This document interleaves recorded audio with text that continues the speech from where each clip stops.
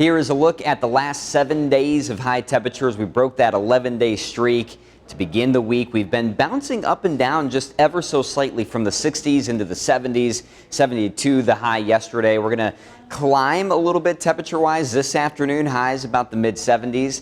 And then we come back down to begin the weekend, and it's still looking very bouncy temperature-wise as we go into next week. We had the rain overnight and early this morning. Of course, we talked about that. That's off to our east at this point. Cold front is coming on through, and that's pushed out a lot of the clouds. Now that's allowing the high pressure to move back in, which will give us a clear night tonight and some sunshine into tomorrow.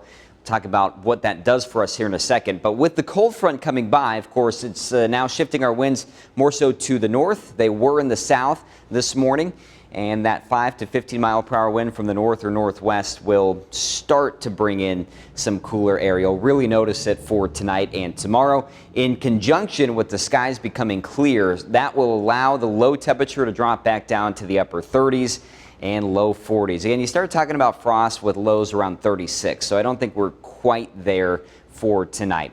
But then more sunshine for tomorrow beyond just a few passing high clouds. That should allow us to get back to at least near 70 degrees. Some of us will be in the 60s, others the low 70s.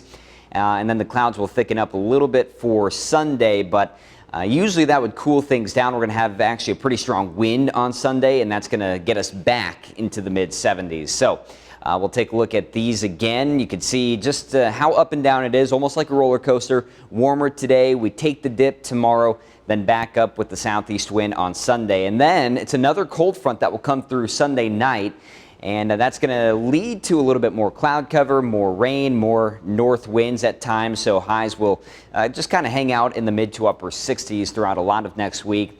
But then, as you can maybe guess, we'll probably start to warm up late next week into next weekend, possibly back into the 70s. But lows are going to follow that same trend. Normally we're around 44, a little bit below normal for tonight in the upper 30s, and then we don't really have to worry about any frost over the next week. The lows are primarily in the 40s and 50s, just kind of depending on the cloud cover situation. So just enjoy it today. An absolutely gorgeous afternoon. We're in the 70s, plenty of sunshine there.